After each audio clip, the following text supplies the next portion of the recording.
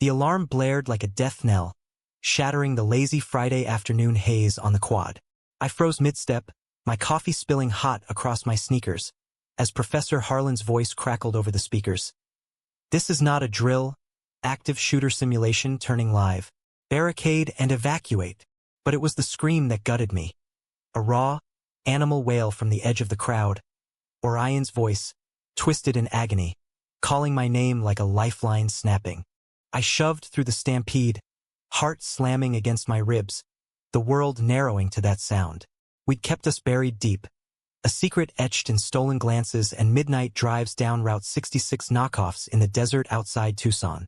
Orion, with his easy laugh and those storm-gray eyes that saw through my bullshit, had been my anchor in this pressure cooker of a campus, where whispers about that queer kid from the lit department could torch a future faster than a haboob fire.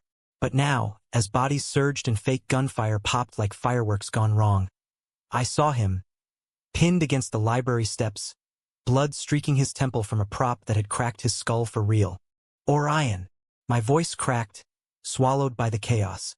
We were just two guys who'd met in freshman orientation, bonding over Kerouac and bad diner pie, until one rain-soaked night in his dorm, fumbling confessions turned into something that felt like home. He'd whispered, "Kai, we're in this, yeah? No matter what," his fingers tracing the tattoos on my knuckles. Dragons from my dad's old stories, a reminder of the immigrant grit that got my family from Seoul to Phoenix. But secrets have teeth. Last week, I'd overheard the betrayal in the frat house basement. My roommate, Jake, Orion's supposed best friend since high school, spilling our truth to a circle of beer-soaked brothers. Yeah, they're full-on man. Orion's gone soft. Laughter like knives. Jake, who'd crashed on our couch after his folks kicked him out, who'd sworn brotherhood. The stab of it still burned, but I hadn't confronted him. Not yet. Love makes cowards of us all. The drill was campus protocol, a yearly ritual at University of Arizona to prep for the unthinkable, as Dean Ramirez liked to say in her clipped southwestern drawl. But today it unraveled. Some idiot in facilities had mixed real blanks with the Sims, and a ricochet, meant for the air, grazed Orion's head when he tripped shielding a freshman girl from the threat actors in orange vests. He went down hard, clutching his side, and the crowd, 200 souls, from sorority pledges to grizzled grad students, trampled past like it was Black Friday at the mall. I dropped to my knees beside him, the acrid smoke stinging my eyes, tasting like regret. "Babe, Kai, it hurts," he gasped, his hand finding mine in the dirt. His palm was slick with what I prayed was just sweat, not the red bloom spreading under his shirt. Up close, his face was a map of pain.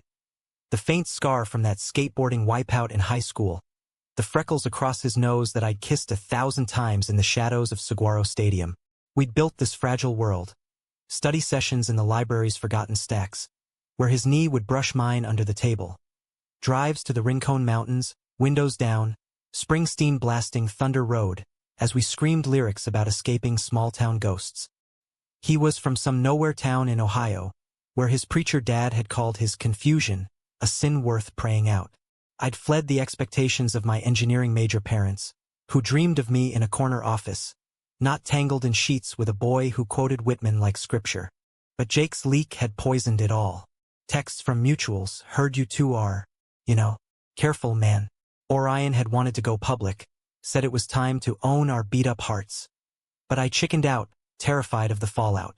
What if it cost him that internship at the Tucson Museum of Art?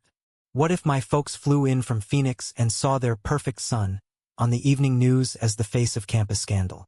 Betrayal layered on betrayal. Jake's casual knife twist, my own silence. And now, here we were, exposed in the worst way. "Stay with me?" I begged, ripping off my hoodie to press against the gash. Sirens wailed closer, real ones this time, cutting through the PA system's frantic updates.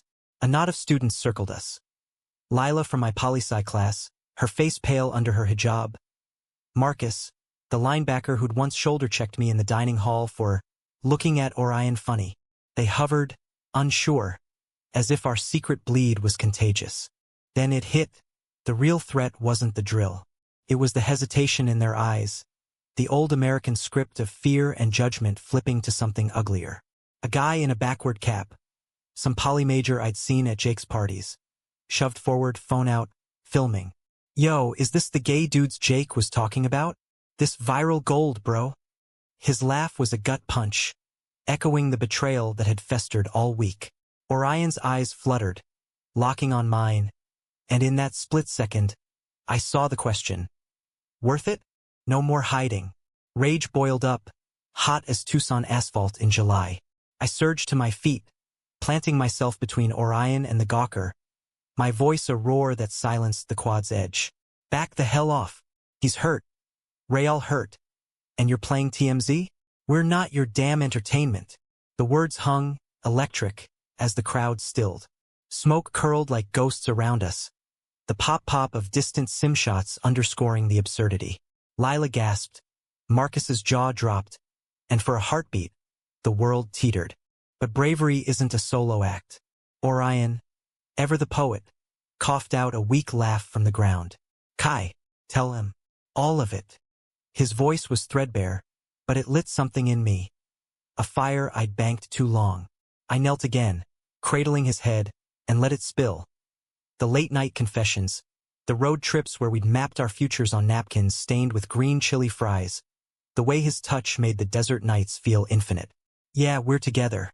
Have been since that stupid icebreaker game when he quoted Ginsberg and I knew I was done for. And Jake? That snake sold us out for laughs. But Orion, he's the brave one. Always has been. Murmurs rippled, shock, yes, but something shifted.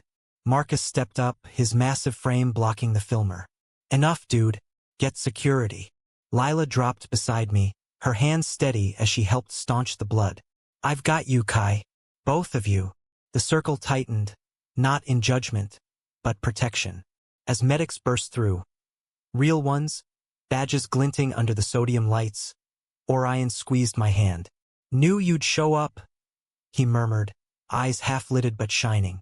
The aftermath crashed like a monsoon. Campus locked down. The drill aborted amid lawsuits and headlines. UA sim gone wrong. Student injured, secrets spilled. Jake slunk into our dorm that night, face ashen, stammering apologies while I packed his crap into trash bags. I didn't mean, bro, it was just talk. But his eyes darted, guilty as Judas. Orion, bandaged and doped on painkillers in the UA Med Center, just shook his head when I told him. Let him go, Kai. Forgiveness ain't weakness. It's the human part. He was right, of course. That's Orion. The guy who sees the poetry in the wreckage. Over the next weeks, as he healed in a haze of Jell-O cups and bad hospital TV, the campus transformed. Emails flooded in, saw what you did. Respect. Lila started a GSA chapter, dragging us to the first meeting where rainbow flags fluttered like promises. Marcus? He showed up at Orion's bedside with a six-pack of root beer and a gruff. Oh, you for calling me out last semester. Water under the bridge. Even Dean Ramirez pulled me aside in her adobe-walled office, agave plants framing the window like desert sentinels. Son, that took guts. Not just the drill, the truth. We've got resources if you need, M. Betrayal's scar lingered, a faint ache like monsoon humidity before the storm. Jake transferred out, ghosting us with a half-assed Facebook unfollow. My parents? They flew in, Mom's K-drama tears soaking my shoulder as Dad clapped Orion's good arm, muttering, Family's what you build, Mija, not blood. We'd underestimated them, just like I'd underestimated us. Fall deepened, the Sonoran sun slanting gold through the saguaros. Orion and I walked the quad again. No hoodies up, no side-eyes dodged. His limp faded, but the real mending was in the quiet. Evenings on his balcony, feet tangled under a blanket, watching stars prick the velvet sky. Think we'll make it? He'd ask, voice soft as the wind chimes clinking nearby. Like Kerouac said, I'd reply, pulling him closer. The road's long, but we're angels with burned wings. We'd laugh, the sound free, unburdened. Bravery wasn't the drill's smoke and screams. It was choosing visibility in a world that prefers shadows. It was loving through the leaks and the lies, emerging not unbroken, but whole. In the end, respect wasn't earned in a blaze of heroics. It was forged in the fallout, in the hands that reached out instead of turning away. America, for all its fractured glory, its dusty highways and dream-chasing hearts, teaches that lesson hard. Humanity isn't in the hiding. It's in the showing up, scars and all, for the ones who make your beat-up heart beat true.